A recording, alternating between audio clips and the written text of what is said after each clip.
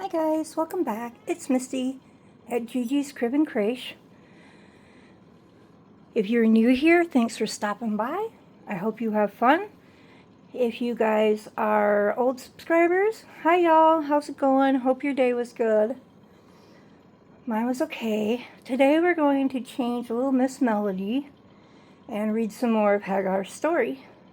And of course, Toby will be, making his appearance most likely because he is looking at the squirrels right now out of our window. Toby, can you say hi? Say hi, Tobes. What do you see? Guess not. Hey, get down. There's a bird's nest up to the right of my window, and he is just so enamored with this bird's nest. It is ridiculous. And a lot of squirrels come up, and yes, it's a light. A lot of squirrels come up to the window. We have a lot of squirrels here, so anyway, so let's get to changing this little girl, and let's see if I can, there we go.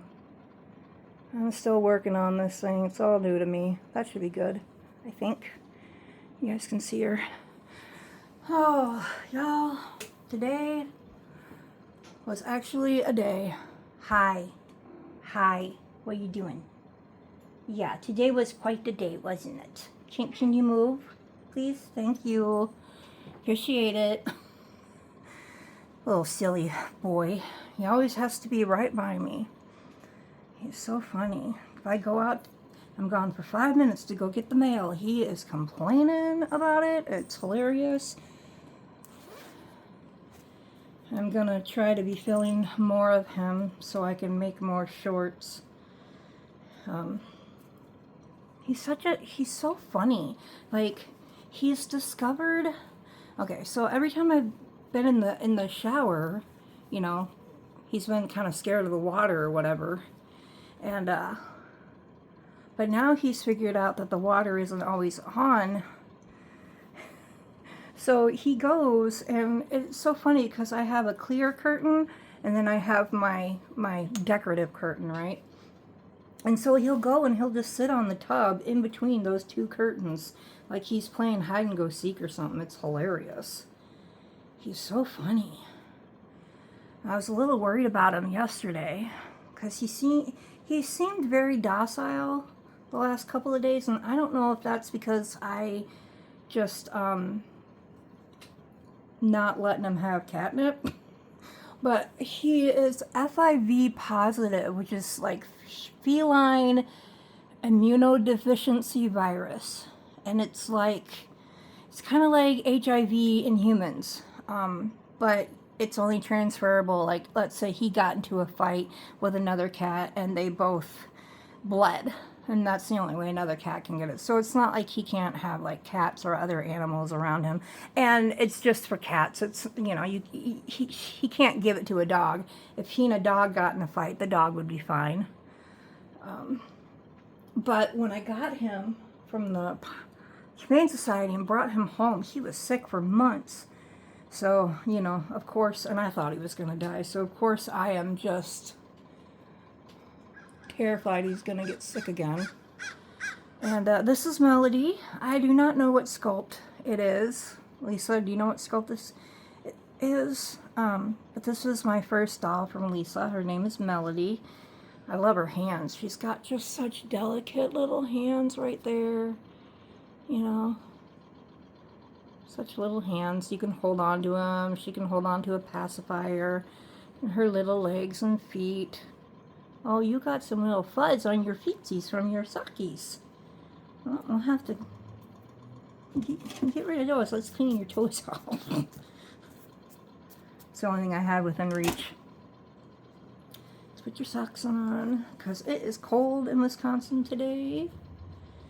It is probably in the 60s. It also rained, so I'm sure it'll be, it's supposed to be colder all week, and then go back up to like the mid 70s, I think. What are you watching the squirrel? You're watching that squirrel, aren't you? These squirrels are very used to people, so they come right up to the window. I actually have a little video of me and a squirrel. He was making this eat, eat, eat noise, so I came up to the window and I started making the same noise at him, and he turned his head and he sat there for I don't know how long, and we just eat back and forth at each other. It was hilarious.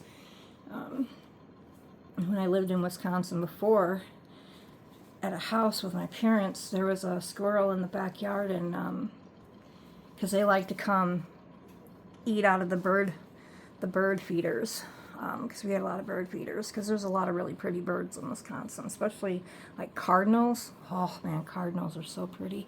And we have some really cool looking hawks too around, and we have like herring. We even have pelicans. I don't remember having pelicans when I lived here before, but apparently we have them now. And where's your Nook? Anyway, but I actually got him to eat some birdseed out of my hand, and I thoroughly enjoyed it. And if this outfit looks familiar, well, that's because it came from Lisa. Now Melody and her, whatever baby she puts her frog outfit on, are all gonna match. I just love this outfit. It is just the cutest little outfit. I love frogs. Be nice. Don't attack the window. It's just a squirrel. You can't get to it anyway. You're creeping like you're gonna be able to do something. I'm sorry, you guys. This is hilarious. He is really, he's really into watching this squirrel. I wish I could zoom in to see the squirrel, but it's too far away, and I've tried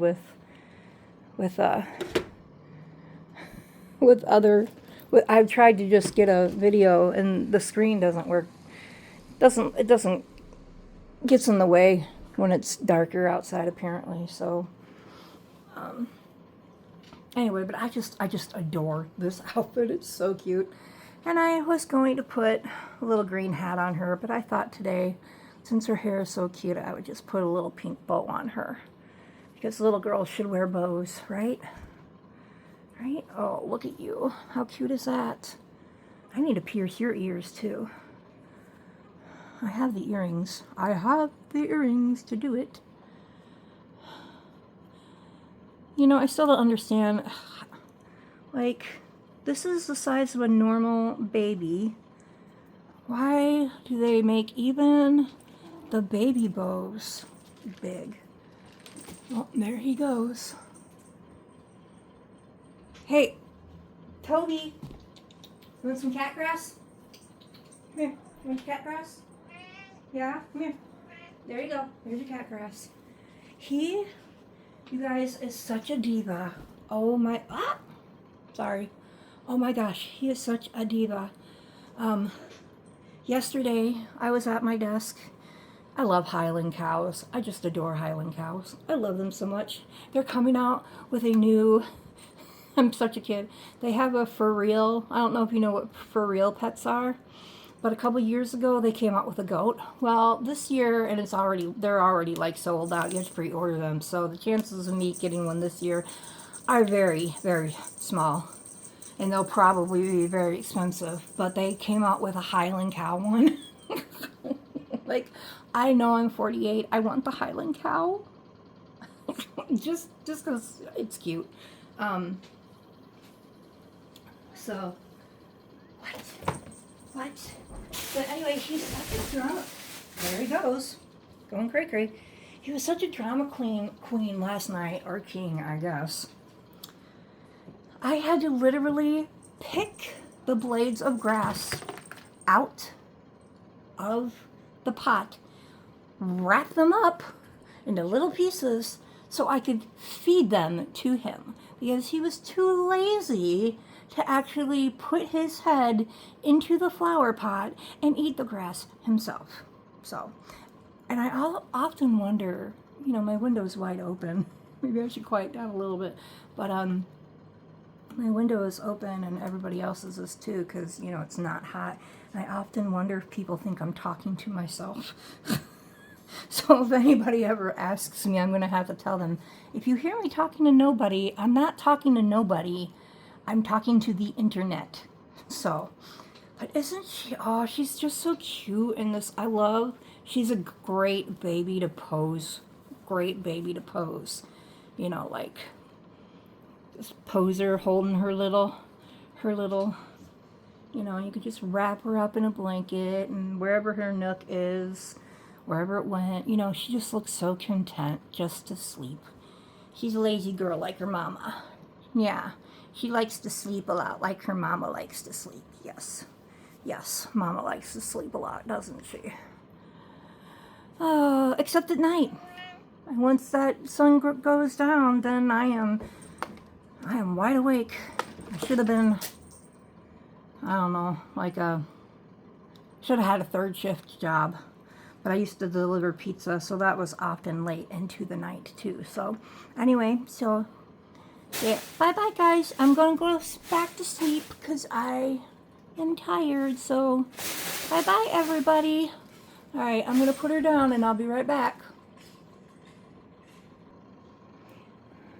I use this little pillow to kind of prop their head up on the desk so they're not just, you know, so you can see all of them. But I got this little pillow from a lady at church, and she is no longer with us. And I knew her from, I don't know, age 14 at least and on. So I knew her almost all my life. So I'll keep this for a very, very, very long time. But it's hard to find stuff like this. But we have Secret Pal. We would have women's meetings, and we would do Secret Pal stuff throughout the year, which is always fun. Oh, look. Did you knock this over, too? Oh, my goodness. Gracious sakes alive, cat. I tell ya. Sometimes I miss my dog. She didn't get it. Well, I actually... And you just proved my point. I was going to say, my dog was not crazy. My dog actually loved catnip. Ate it right out of my hand. Calmed her down. Definitely doesn't do what, yeah, you're nuts. Doesn't do on dogs like it does on cats. Okay, so let's knock the grass over again, you little turd. But hold on a second, I tell ya. Okay, I had to vacuum up because he knocked the cat grass pot over yet again. I'm surprised that grass is living after what he's done to that grass. Okay, can you guys see? I hope. Maybe I should turn it just a little bit. I'm still trying to figure out how to use this camera holder I have. So let me see, can I turn? Guess y'all just learn with me. Let me see, is that working?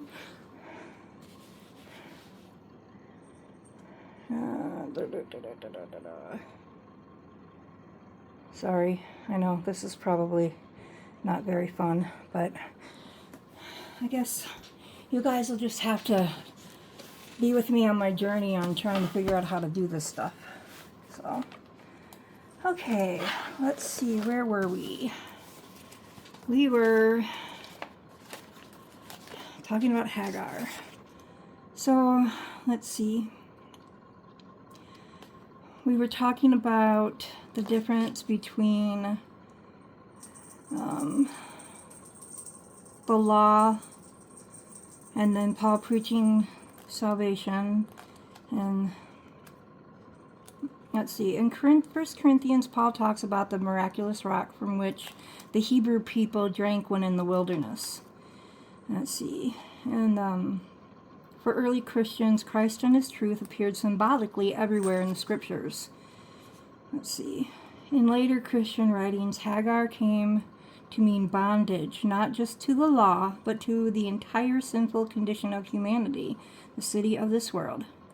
The unredeemed were the children of Hagar, exiles from the body of Christ and from heaven itself. The angel of the Lord found Hagar near a spring in the desert that is beside the road to Shur, and he said, Hagar, slave of Sarai, where have you come from and where are you going? I am running away from my mistress Sarai, she answered. Then the angel of the Lord told her, Go back to your mistress and submit to her.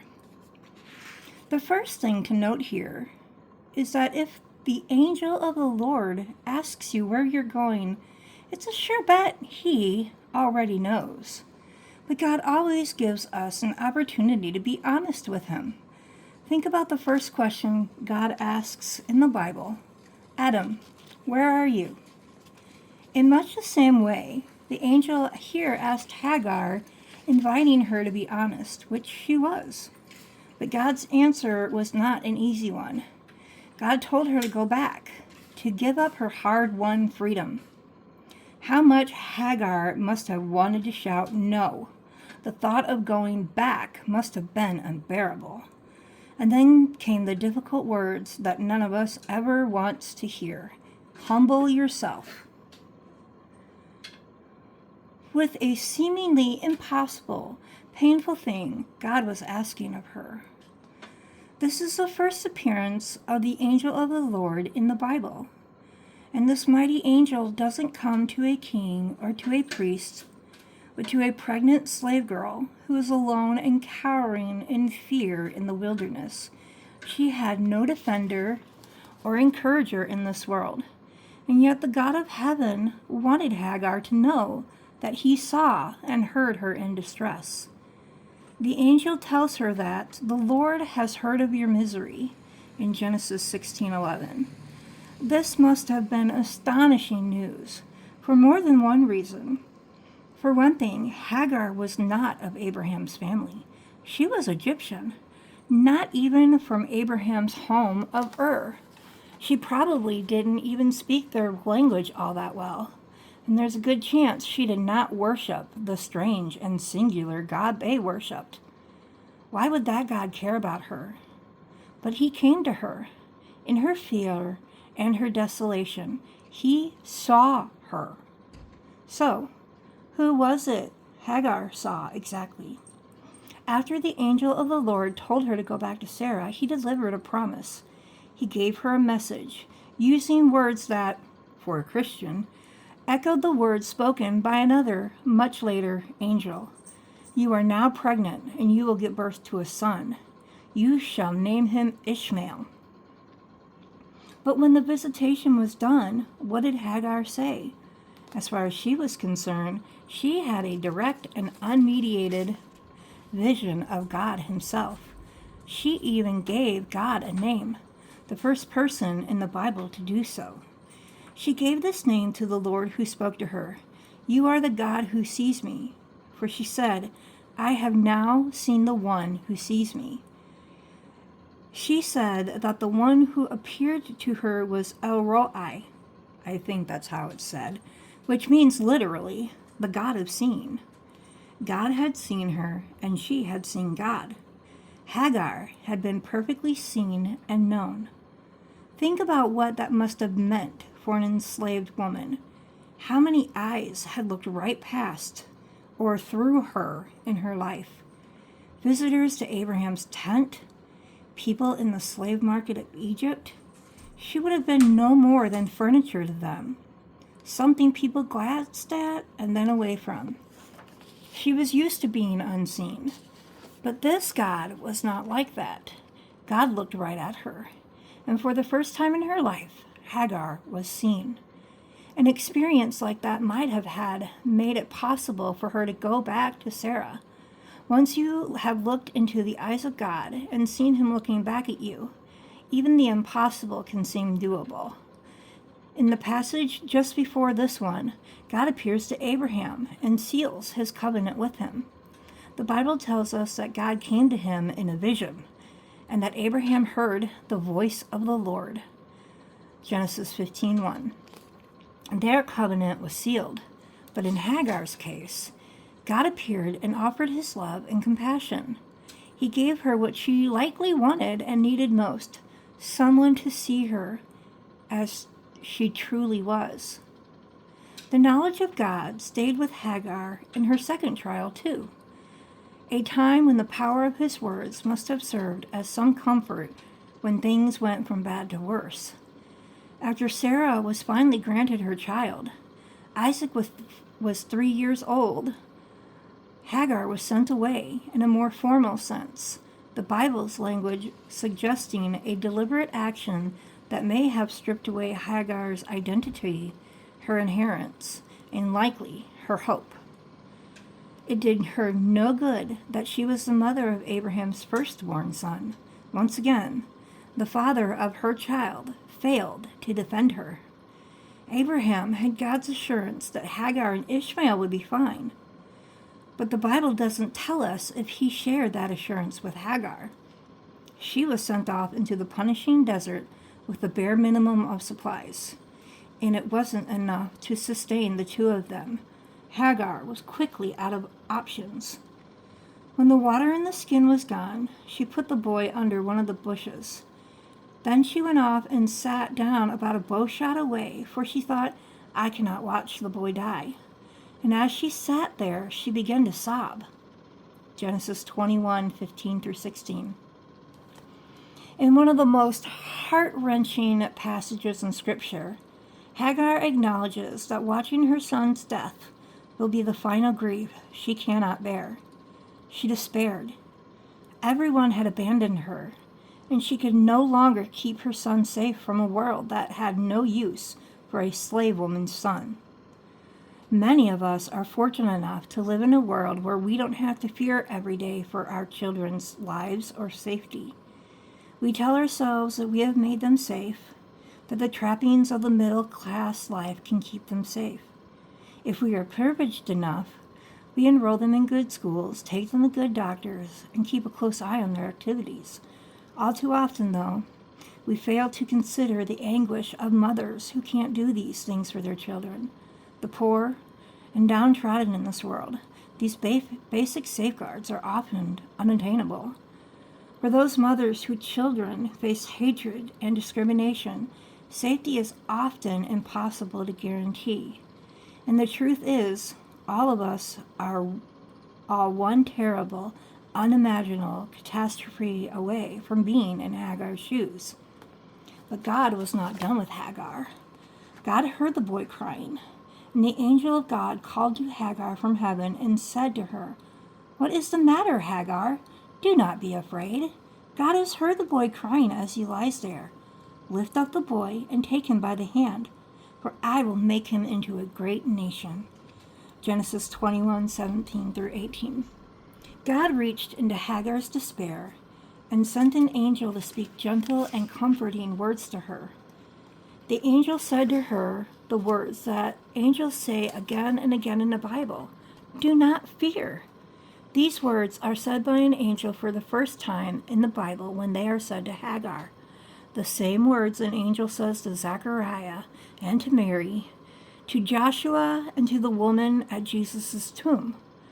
They are also the words God himself speaks to Abraham when he says, Do not be afraid. I am your shield and will be your exceedingly great reward. Hagar is addressed in the same words that God uses for Abraham, because this is the God who truly sees and who recognizes no distinction between the wealthy patriarch and the sorrowful slave. The God who sees is the God who sees not with the eyes of the world, but with the eyes of heaven. How might Hagar's and Sarah's stories have been different if their relationship had been different, if they had found a way to connect with each other, to forgive each other, to understand each other's grief? What would have changed? What would have been the same? It could be that all that would have been necessary was for Hagar to have reached out to her mistress with compassion and generosity, even if Sarah showed her none. Kindness to someone who has been unkind to us is hard. But what about kindness to someone who has been unjust to us for years and years? Or kindness to someone who has oppressed us? That's where the hard starts to seem impossible. But if Hagar found a way to extend that hand, then Sarah might not have driven her away. Alternatively, if Sarah had been willing to overlook Hagar's disrespect and recognize how insecure she felt, perhaps she could have found commonalities between them. Both women were valued by God, who cherished and understood them. What if they had reflected their covenant with God by entering into a covenant with each other? It's possible that in a world like that, Ishmael and Isaac could have grown up together. What would it have looked like? A world in which the ancestors of the Jews and the ancestors of the Arabs had grown up arm in arm as beloved brothers who could not bear to be separated. It isn't just human hearts that might have been different then, but the map of the world. Who knows what future maps our hearts can rewrite if we somehow find our way to compassion for one another.